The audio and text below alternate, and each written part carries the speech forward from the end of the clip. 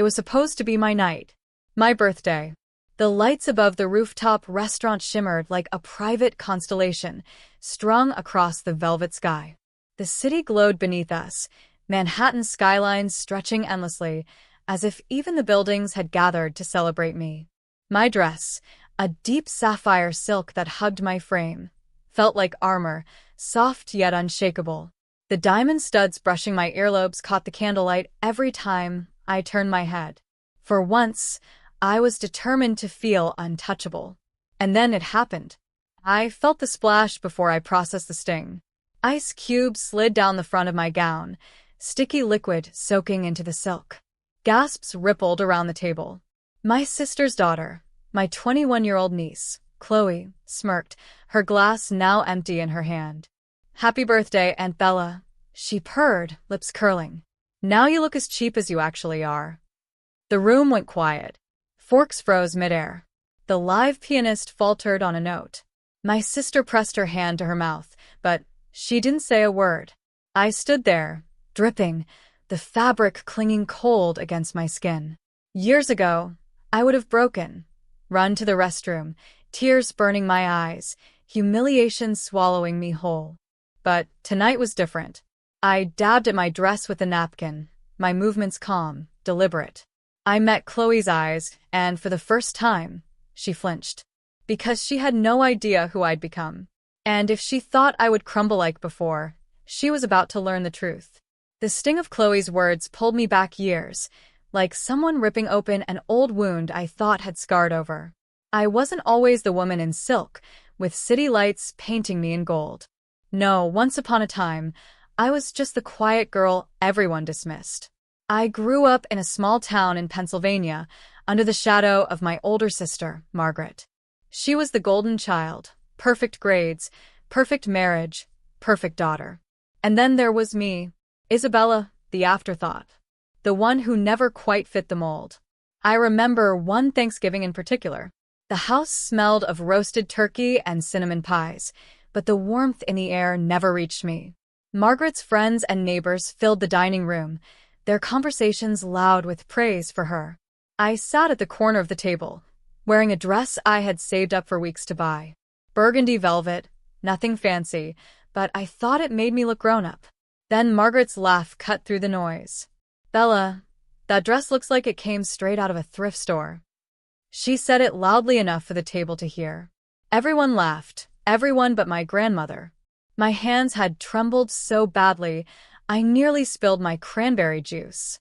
I remember staring down at my lap, cheeks burning, willing myself not to cry. That was always the game. Don't let them see you break. Later that night, as I sat alone on the porch swing, my grandmother, Eleanor, slipped outside. She draped her knitted shawl over my shoulders and pressed something small and cool into my hand, a silver locket. "Listen to me, Bella," she whispered, her voice firm yet gentle. "People will try to shrink you to the size they're comfortable with. Don't let them. You're worth more than their approval." I swallowed hard, blinking back tears. "But they'll never see me that way." "Then stop waiting for them to," she said. "See yourself that way first." That night, I slept with the locket in my palm, as if it could anchor me. And when the years of slights, jokes, and whispers piled higher, it was her words I clung to. By the time I was 21, the pattern was clear. Margaret's family would always look down on me, Chloe would mimic her mother's cruelty, and I was suffocating in their shadow. So, I did the only thing left to do. I packed a single suitcase, kissed my grandmother's cheek, and left. No goodbye note for the others. No explanations. Just the quiet, trembling determination that I would rather build a life alone than live forever begging for scraps of dignity. Starting over wasn't glamorous. I traded the safety of my hometown for a cramped studio apartment in Brooklyn with paint peeling off the walls and a single window that barely opened. The rent ate up almost everything I earned working double shifts at a cafe, leaving me with little more than instant noodles and black coffee for dinner. But I had freedom. For the first time, nobody was standing over me, waiting for me to fail. I worked mornings serving cappuccinos to rushed commuters and nights scrubbing down sticky countertops. My hands cracked from hot water and bleach, my back ached, and some nights I cried myself to sleep, wondering if Margaret had been right all along, if I was destined to be nothing. Then one afternoon, while I was on my break sketching designs in the back of the cafe, my secret escape, someone noticed. Her name was Veronica James, a regular customer. She was in her 50s, elegant in a way that whispered old money but radiated something warmer, something earned. She glanced at my notebook. "Who designed these?" she asked. I froze, embarrassed. "Just me. It's nothing, really."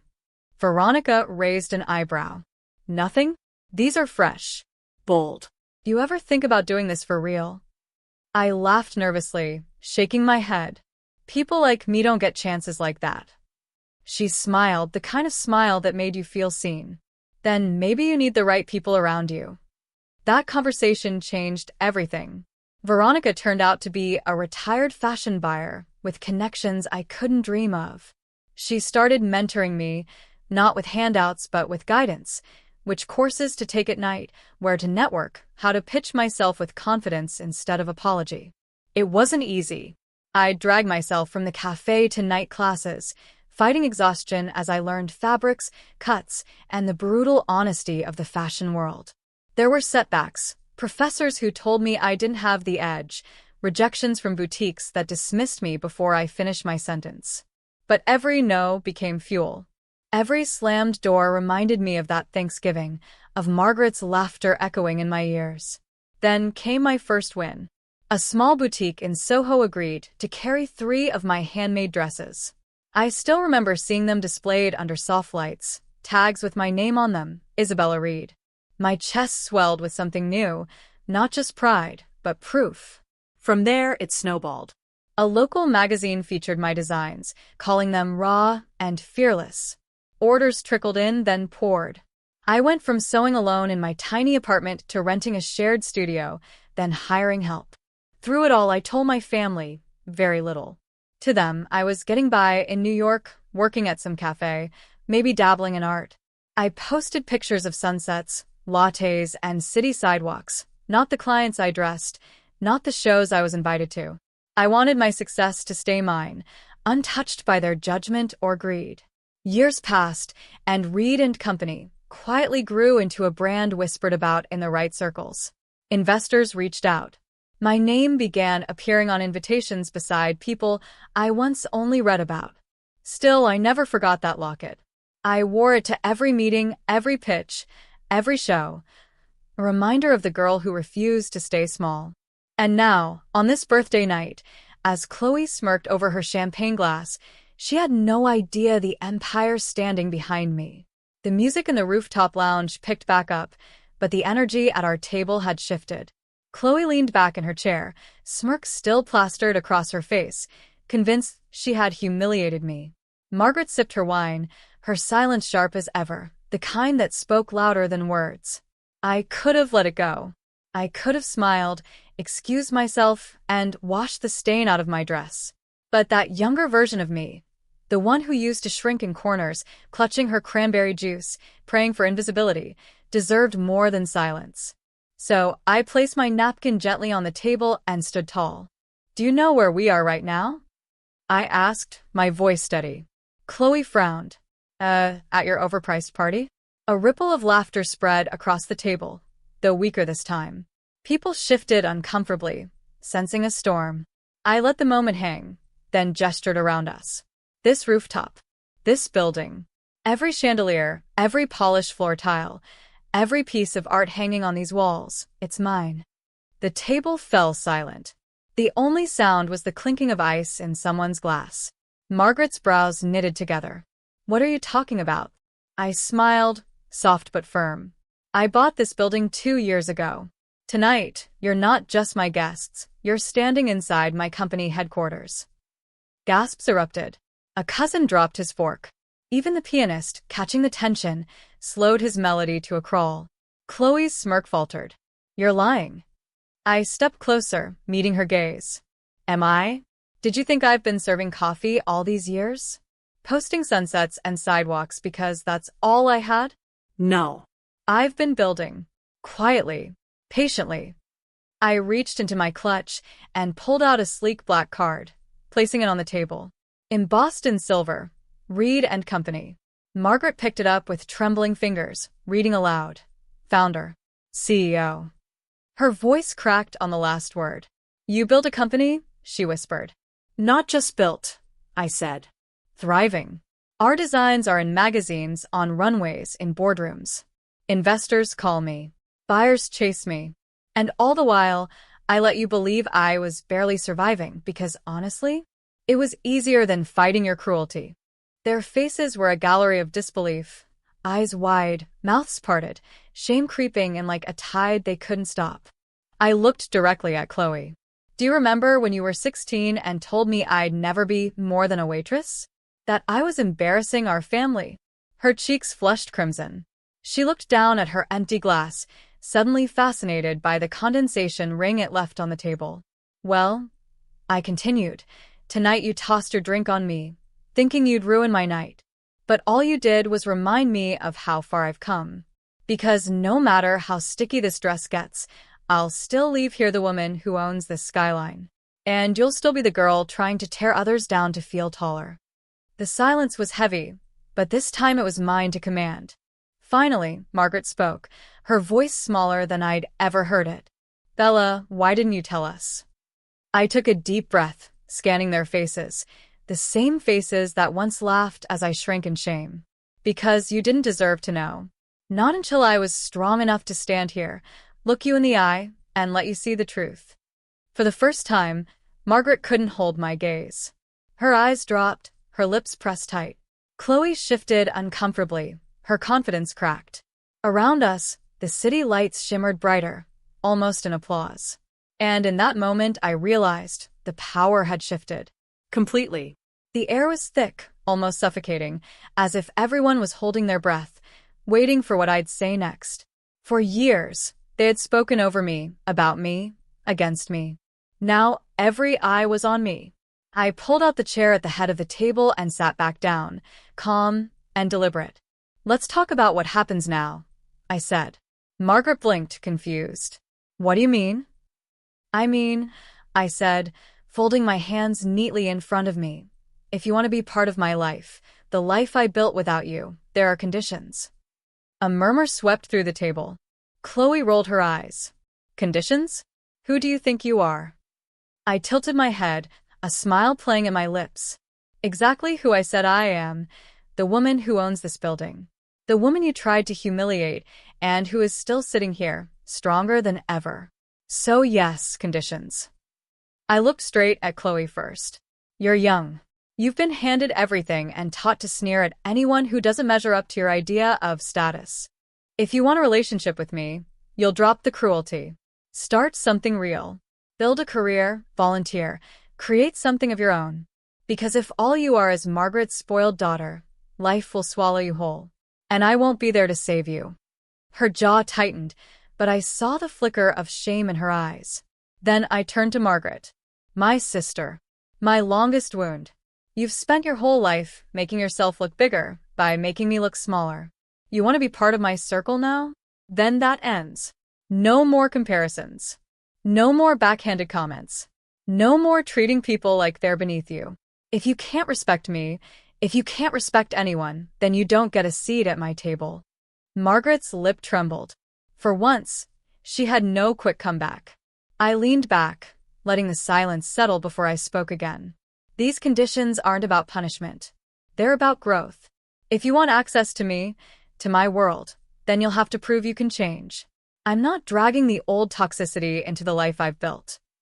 A cousin cleared his throat nervously. And if we don't, I smiled, cool but kind. Then you keep living the way you always have. But without me in it. The weight of my words pressed down on the table, undeniable. They weren't empty threats, they were choices. And for the first time, I was the one setting the rules. Margaret wiped at her eyes quickly, as if no one would notice. Chloe stared down at her manicured nails, suddenly quiet. Around the table, nobody laughed, nobody mocked. It wasn't revenge. It was balance. I wasn't here to destroy them. I was here to show them that the girl they once dismissed had become a woman they couldn't ignore. And whether they rose to meet me or chose to stay behind, That decision was theirs. The rooftop was quieter now, the earlier tension settling into something different, something softer. Plates were cleared away, glasses refilled, but no one spoke with the same arrogance as before. It was as if the skyline itself had shifted the balance. Margaret sat straighter than usual, her voice tentative when she finally spoke. "Bella, I didn't realize. She stopped herself, words choking in her throat. For the first time in my life, my sister didn't sound condescending. She sounded human. Chloe, cheeks flushed pink, pushed her glass away and muttered, "I'm sorry." The words were clumsy, heavy, but real. She didn't meet my eyes, but I could tell the weight of her own actions had finally reached her. I didn't rush to comfort them. I didn't brush away years of pain with a simple apology. Instead, I let the silence stretch, let them sit in the discomfort that had shaped me for so long. Growth doesn't happen in ease. It happens in reckoning. As the evening drew on, laughter cautiously returned. Softer, kinder this time. Margaret asked about my work, not with mockery but curiosity. Chloe leaned in when I spoke, her arrogance replaced by something resembling respect.